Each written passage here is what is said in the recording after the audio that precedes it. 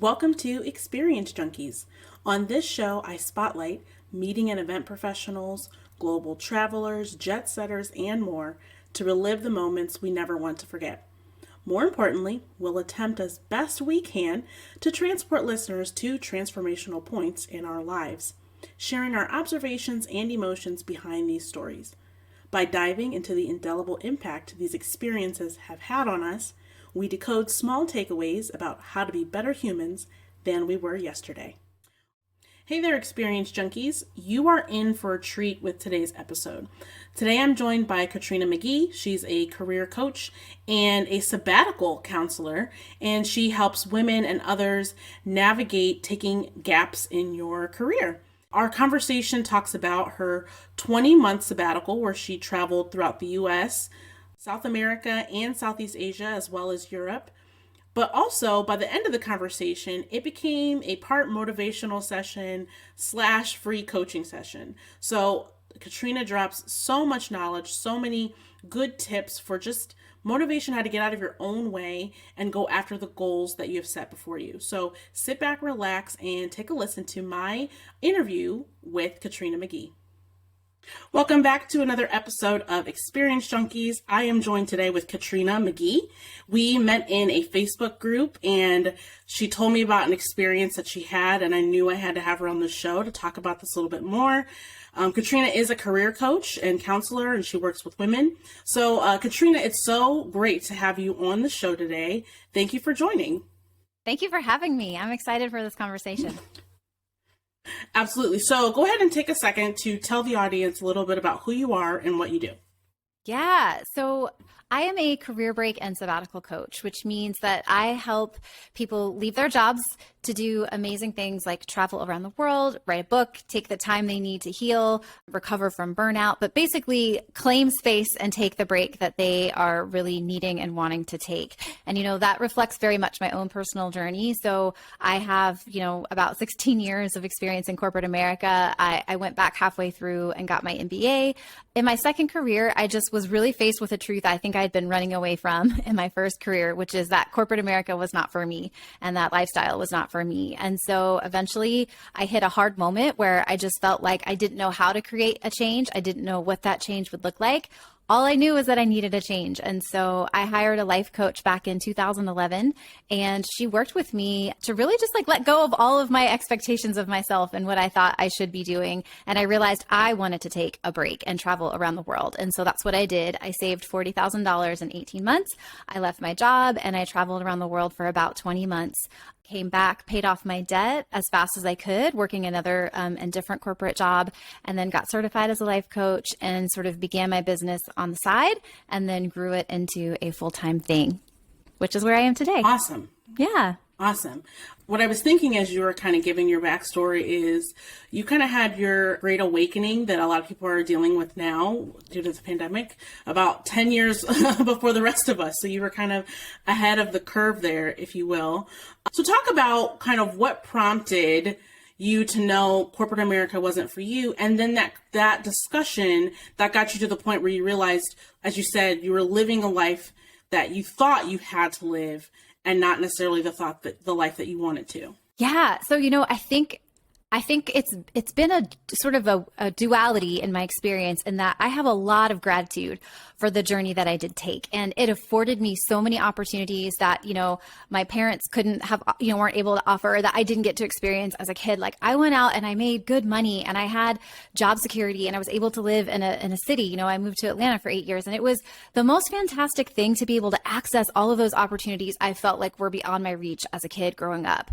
But there was so much misalignment in the choices I was making in my journey. And so, a lot of the why behind it was trying to prove, right, that I was someone that was successful and I could excel. And I didn't even know at what, just whatever people wanted me to excel at to be successful, right? And so I think unchecked, my goals were oftentimes driven by some external validation or sort of like a guidepost of what was working for other people over there versus what was going to work for me. And so, I think I tried to course correct when I went to get my MBA, and I ended up feeling worse in that second job because it was more corporate. Wow. It wasn't even necessarily the company. It was just a more corporate environment.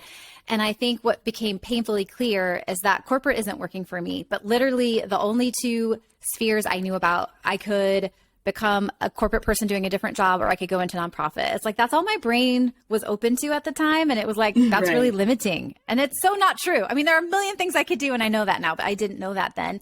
And so it was like this point of desperation when someone that I knew at work heard my story and was just like, listen, I have a friend who's a life coach. Do you want to talk to her? And I was like, oh my God, yes, I do. I don't know what to do. I need someone to help me. Yes, I do. And so, you know, I met with the life coach, and it was like, we clicked right away. And I was like, I feel like this is going to help. And it sure enough did. And I remember it took about 6 months of working with her, you know, like almost every week, to have the awareness of how much I just wanted to take a break and to travel. I think that is something I never would have been able to give myself permission to do unless I had hit like either a mental breakdown or, you know, had some like huge devastating loss in life. I don't think I could have been the person that planned that on my own. But it was just this awareness of, gosh, when you take it all away and I give myself full permission to do anything, I just want to see the world.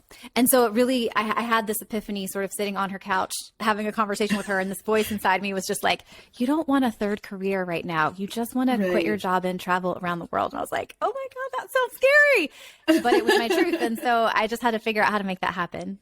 I feel like this is why we connected so quickly, because I feel like you were speaking my language. I like that you talked about, you addressed kind of the privilege that that you had a position that was paying really well, did have good benefits, and you know, you didn't have to worry about getting your next meal. So you're at a different place than someone that maybe, you know, has to work to survive. So I love that you mentioned that, but also what kind of got you to that place was your background and needing to prove something. And because of your motivations, you found yourself in a situation that you didn't necessarily want to be in, but you didn't even have awareness of that. You just knew something felt wrong, but you couldn't even put your finger onto what was wrong. So I love the kind of that journey of realizing, what have I been telling myself subconsciously all this time?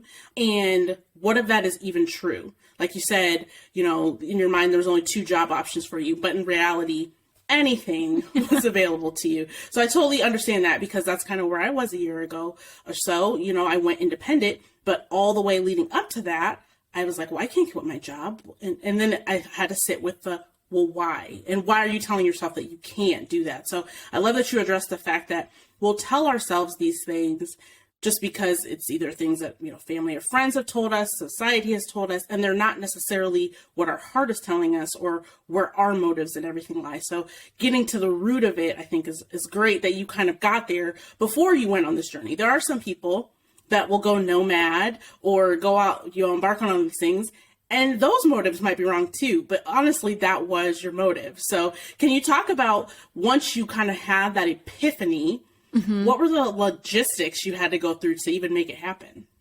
Yeah. And I want to like underscore 14 times what you just said about, you know, if you're not doing that work before, like your break is not magically going to fix you. That travel is not magically going to make it make sense. You're going to have a great time and you're going to learn stuff, but you can't shortcut the work, right? To really get clear on what you want and need. And I just think like, that is so, so important. You know, as far as, you know, for me, once I had that realization and it was time to like make that happen and put it into practice, it was really figuring out my finances. So I only had $1,500 in my bank account, and I knew taking a break the way I wanted to was going to cost a lot of money. I was guessing about $38,000 to $40,000.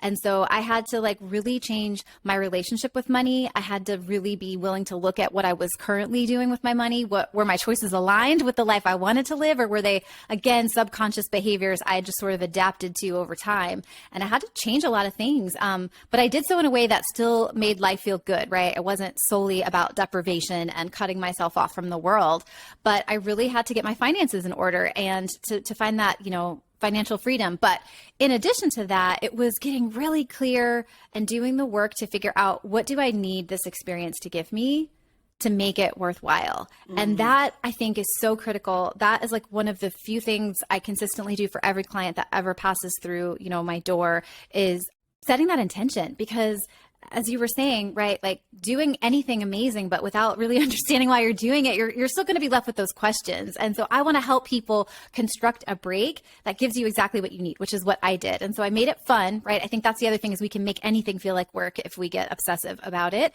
So I kept it fun as much as I could. And I really got clear on like, what do I need this experience to be? And I just designed a break that fit me. And then I just started making plans, right? Like I've got to sell my stuff, I've got to like make sure my money is on track. I've got to like think about when I'm going international, do I have my visas? Do I have my immunizations and all of those things, but sort of taking it one step at a time because there is a lot to think about when you're planning for a break. Excellent. I really resonate with the fact that you said setting your intentions. So this show is all about experience junkies. We're people that we love curating experiences, consuming them, and then kind of reflecting on what they've taught us and what we've learned. But how often are we just jumping out and just trying to, I want to go on a trip, or, let's go out to eat this weekend, or, and we're letting our life kind of just fall before us, as opposed to like really setting intentions with not just our day-to-day life, but the experiences that we want to curate and consume. So it's important that you mentioned that, like, what are the intentions? What are the goal? What do I need from this experience? That question that you posed was really kind of key. I loved that. And what would you say from your 20-month sabbatical? Let's kind of rewind too. I feel like we've kind of glossed over that. You went on a 20-month sabbatical, almost 2 years. Give some context on how many places you went, and were you more of like a slow traveler, or were you like a jet setter, different city every week? Yeah, I definitely mixed it up. And I think that's a theme of my life is I have so much more gratitude and appreciation for things when there's a contrast, right? Like sometimes if you're staying in a hostel, but you're used to staying in hotels, it can feel so nice to be around people and to effortlessly be able to find a tour group or have a dinner, like a dinner party, or like be in the middle of the city and just have people to go with. But then if you spend a lot of time in hostels, you're like, oh my God, I need my privacy. And why am I sharing a bathroom with 4 people, right? So I find the contrast can create so much appreciation and so much joy. And so, that has been true for me in many ways, including the slow travel mixed with the jet setting. So, there was a point in my break where I lived in Argentina, in Buenos Aires, for a month. I rented an Airbnb for a month. And my goal was like, just to know, how does it feel to be a local in this city? What does the city have to show me if I'm here with no agenda? And so that was amazing, right? But then I went to Europe, and there were some locations where I was there for like 2 or 3 days, like in San Sebastian, Spain, just eating as much food as I could and getting it in as fast as I could and being like, I'm just here to eat. Pomone, right?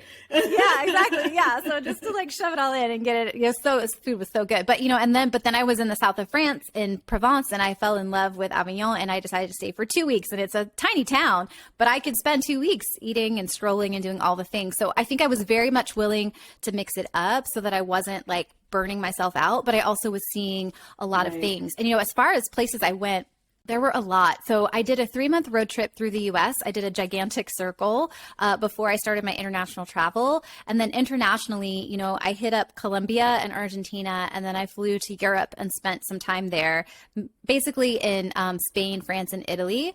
And then I did Southeast Asia for about 3.5 months. So I was all over Southeast Asia for that time. And that was fantastic. It was my first time, in Southeast Asia or Asia in general. So it was really special. Yeah. And here's the thing. You did this, 10 years ago, 2011? So yeah, I did. Yeah, I took my break in 2013. Yeah, but almost 10 years ago. Okay, 2013. So we didn't have some of the tools that we have today. How did you get around with, all those language barriers, especially Southeast Asia? How was that for you? Yeah, I love that you pointed this out, because I think it's like, I feel very proud of this fact, because I'm like, Instagram wasn't a thing. There were no inspo boards, you know what I mean? Of like places, you just had to figure the stuff out. Like Uber wasn't a thing. Yeah. Like there were just so much that was different. But I think the thing is, or even like Google Translate, was that right? A thing? Oh yeah, that then? wasn't. I don't think so. That was not, no, that was not a thing. Tell me how you did that. Yeah. So, I do speak some Spanish. I'm not fluent, but I do speak some. So that really helped in Colombia. That really helped in Argentina. Europe, it's kind of the same. Like Europe is like, you can make it by, sometimes people don't understand you, but you mime things out, and there's a lot of tourists, they'll figure it out.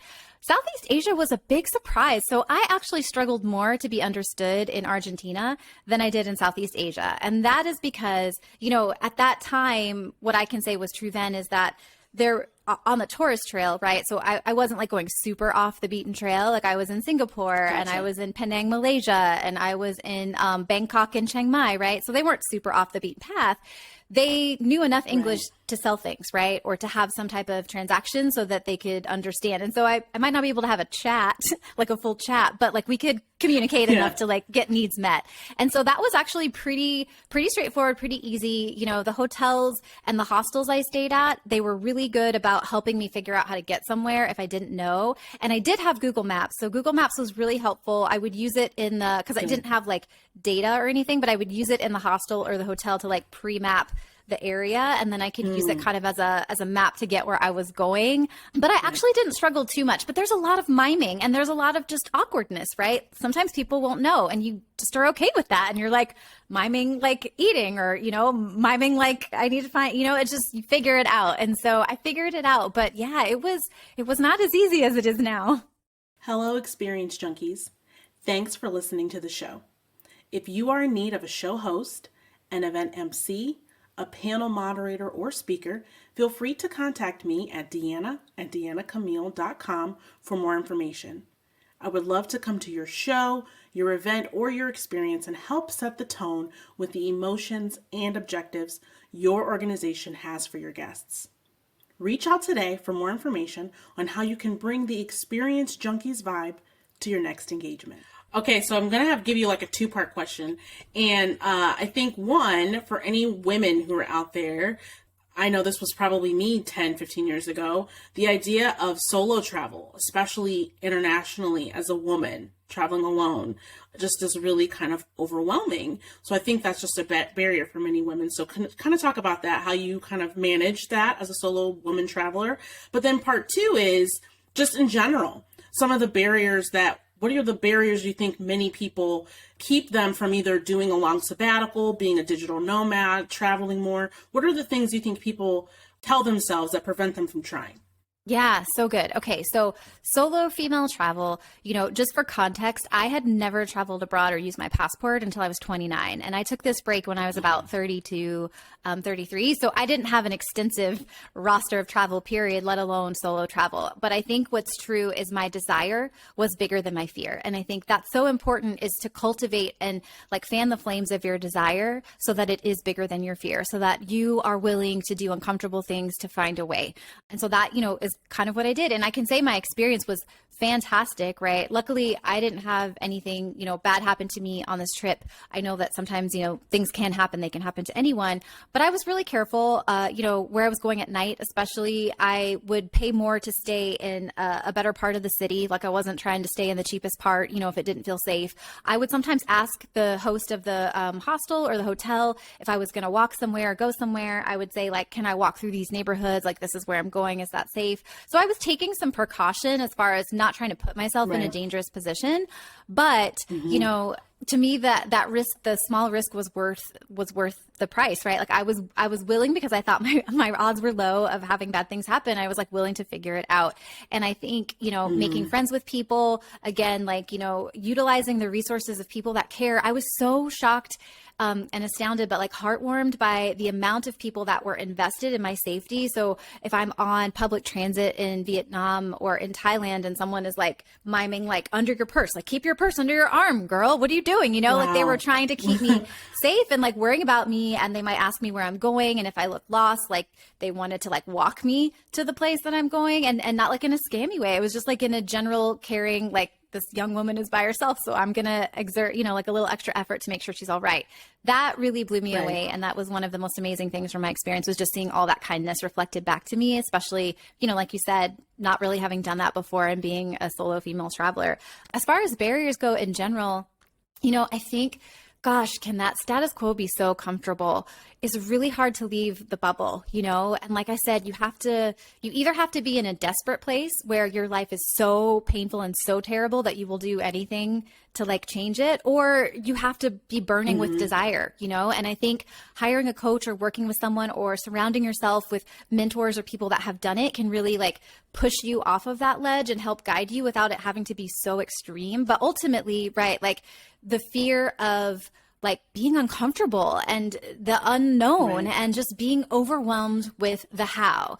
a lot of times when we want to do something and we don't know how to do it, it's like, I need to know how. I need to research it. I need to ask a million people. I need to write down a notebook worth of facts. I need to know the how before I can do it. And it's like, you're never actually going to know the how, because when you try to do it, it's going to be different, you know, but it's a thing I think we want to like fall back on for safety and security and feel a sense of certainty. And then specifically with sabbaticals, you know, it's that career sacrifice.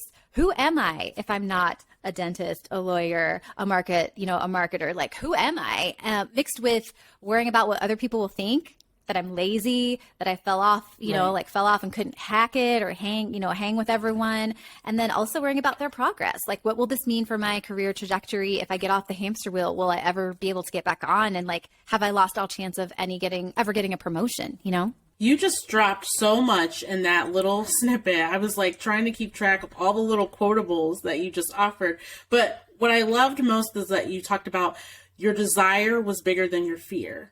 And that was how you challenged it. And I think it's a great parallel to how people can just look at any kind of dream or goal or obstacle in front of you in your life. Like, yes, it's scary to do the thing, but do you want it? And how much do you want it? Is your desire bigger than your fear of the process or your fear of failure or whatever that may look like?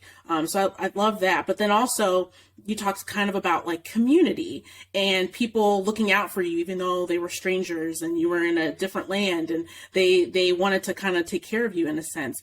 Was there anyone you met along this adventure that really had a lasting impact on you? And talk about that.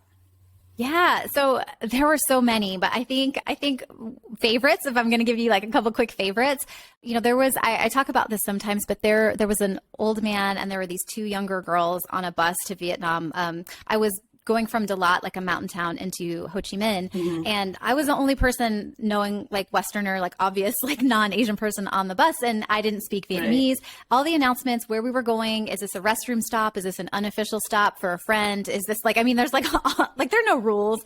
I had no idea where we were. And I was like, I just pray I get off this bus at the right place. Like, I don't know what to do about this. And there was this old man that didn't speak English, but I like mimed having to go to the bathroom because at some point on this bus ride, the bus stopped and I had to pee. I thought my bladder was going to burst. And so he was standing smoking at like the front. He'd gotten off the bus and I like mimed like this like potty dance. Like, I got to go to the bathroom. And he like the universal potty dance, yeah, right? He does some potty dance. Yeah. He like pointed to like where to go and he like mimed like running. And he was like talking to the bus driver, making sure the bus driver waited. And he was like, you know, but he waited for me outside the bus to make sure I made it back on the bus, which I really appreciated. And then the two younger women at the lunch stop, they were waiting for me and they were like, you speak English? And they spoke like broken English, but it was so much better, obviously, than my Vietnamese. And they were like, we want to practice. Can we have lunch with you? And I'm like, yes, you can have lunch with me. This is amazing. And then they like, well, can we order for you? And I'm like, yes, you can order for me. And then they were like, we're going to buy your lunch. And I'm like, what? But it was just their kindness, like, literally reverberates through me, you know, to this day. And then also when you talk about the magic of meeting strangers, my Airbnb host, this is back in like 2013, 2014, he somehow was like involved with Bitcoin. And he, you know, was just like working like directly, not for Bitcoin, but directly with Bitcoin, was like surrounding his job. And I remember him telling me 45 times in that month that I lived in his Airbnb, you need to get into Bitcoin. And I'm like, that is a stupid scam. And no, I won't. And so I never did. I never did, sadly. But Bitcoin was $500 a coin at that time. And I often think about Joaquin and I'm like, what was I thinking? Like, what was I thinking? I could be it's so like, just rich. get two. I know, right? If I just had two, I would be so good. So, you know, like you meet really interesting people that are involved in really interesting opportunities. And so, you know, there's that. And then I made two really great friends with guys that were from the Czech Republic in Vietnam. And we ended up traveling together for 2.5 weeks. And then 5 years later, I went to Prague to visit them and we like had a great adventure. And so, you know, I've met some really amazing people on my travels that have like touched me in ways that I still think of that and remember that so fondly. That's definitely a benefit of solo travel too, because you're going to be more likely to meet other people. Other people are going to be more likely to approach you because, you know, other solo travelers. So that's what I find is a benefit is when I'm in a group, it's great because, you know, you're experiencing it with your friends and family, but you're not going to be as likely to meet people. Whereas when you're solo, yeah, you can experience everything on your own and do things like by yourself and be in your own skin. But other people will want to talk to you because they'll notice that you're alone. Yeah, and you're uncomfortable, right? So I think you welcome that connection much more, much more so than when you're safe in your bubble with your people. And it's like you're having a great conversation with your people. But as a solo person, I think you're always energetically like inviting good connection in. Like, I would love to talk to someone now. So you had a 20-month journey, around the U.S., South America, over to Europe, Southeast Asia, and then you come back home. Walk us through kind of how that transition felt. I know it's something that there's a term for it, for like expats that like rejoin society. But how was it coming back home? And what did that transition look like for you going back into the workforce? Yeah, so it was really easy and it was really awful all at the same time. So I think, what you're referring to is like that reverse culture shock. And that is 100% what I had. I had it. I was cranky. I was like, just so many things. Like I talk about this, sometimes, but just the proportion size of our food after living in Europe for a while, and then especially Southeast Asia, where it's like you're getting street food in small portions. And it was just like, why do I have to have a salad that's bigger than my face? Why do, you know what I mean? Just like these things that you're just like, why do we do it this way? But it's normal and you're not even like thinking or conscious about it when you live here. But when you come back, it's like you're sort of a stranger in your home. And so I think it can take a while, and then there are the really like just sort of like behavioral things. I was used to traveling. I wasn't used to like having a home where I had to think about things like dusting and vacuuming and cleaning. I was, moving from place to place and paying people to do my laundry. And that was my normal. And getting food like on a street corner at 10 o'clock at night for $4 was normal. And you can't really do that here. You have to commit to like a big meal or make it yourself. And so it was just such a different, like in so many ways, it was just really different. And I think, even cars versus walking and like having cities full of people and public transit. And so it definitely was reverse culture shock. And I was really cranky and I was kind of angry in a way I couldn't express. I couldn't even really articulate it because I was happy to be back. But it was like there was a part of me that was just so resistant to like my break being over and like to going back to the way things were. And it was like, well, I'm different now, but like this is the same. And so there was a lot of emotional like constipation that had to like come out. Ooh, emotional constipation. Yeah. I love that. It was just like a stuck emotions that didn't feel so good. And they just had to kind of like come out. And it took probably like 3 weeks of just being in my feelings to like really let that go. But the easy part was once I did let it go and once I got clear on what I wanted my next step to be, which was going back into corporate life to specifically pay off my debt as fast as I could. That process was so easy. I got my resume together, and from the moment I hit send and just put it, out into the world and started posting, I got 5 job offers in just 5 weeks. And so that transition back, part of why I didn't want to take a break is because it's like, well, what's going to happen to me after the money is gone, after my break is over, which I think is a huge fear for a lot of people, understandably so. But in my experience, and I have to say most of my clients, that process is seamless. Like, whether people are coming to you before your break is even over, asking you to do like a special project or asking you to come back, to an old job or a new job with like an old manager, or just like me applying for jobs and people being really excited to talk to you because you are excited about your break and you have the right mindset to share that story without shame and without self-doubt. Right. That transition back was so much easier than I ever thought it would be. It's key that you pointed out, like framing the story that you're telling. I think it's true that especially now, post-pandemic, during pandemic, however you want to phrase that, like career breaks are going to be widely more accepted because of everything everyone's been through. But yeah, how you're framing it, like people receive the energy that you put out. So if you come to the table like, oh, well, I took a break, and you're like coming apologetic as opposed to owning, yes, I wanted to have this experience. You only live once. And I was really responsible in making sure that my responsibilities were handled, but I could still go out and enjoy life. And now I'm going to bring back all those things I've learned. Like I'm a very worldly person. I've learned a lot of culture by immersion, and I can bring that to your company, right? Like framing that conversation so that you kind of own the narrative as opposed to it being how will I approach talking to people about this? And also kind of that abundance mindset of knowing that, okay, just because there probably are employers out there that may not like to see that, that's fine. But there's probably way more that that do might are excited to see people with gaps and that are coming back into the workforce and want to work with people that take sabbaticals and things of that nature. More companies are starting to offer sabbaticals.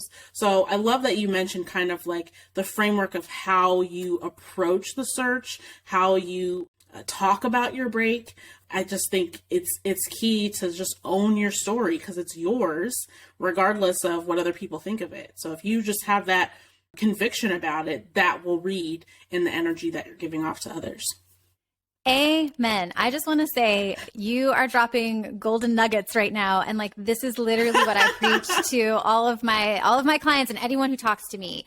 You, like, your energy determines how they receive you, right? Like, they might have some prejudice about the idea of a break going into the conversation, but so much of how that conversation goes is determined by how you show up to that conversation. So if you are like, I am a badass, I follow my heart, I am super authentic, I did some crazy stuff that was like really not easy to do, I flexed my courage muscle, I learned a lot, and I came back and I want to work for you, that is so much more powerful than, please don't ask me about my break, can we just talk about my boring work experience, I really want to skip over this, I have a lot of shame about it, I'm not sure why I did it. Like, infinitely like different night and day. And so I love what you said. And I think that is something to really like drive home, because ultimately in so many instances in our life, right? Like, our energy is everything and people receive that. And so we get to dictate the narrative of the story that we're telling.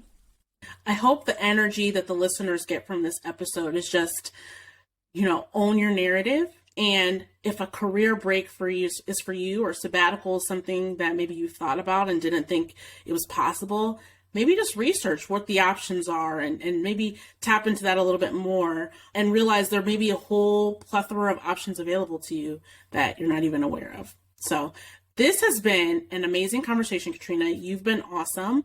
Just got one more question that I ask all the guests, and I hope I don't catch you off guard with it. But if you had to pick a song to convey this experience of your, career break, your sabbatical, especially your time traveling, what would that song be and why?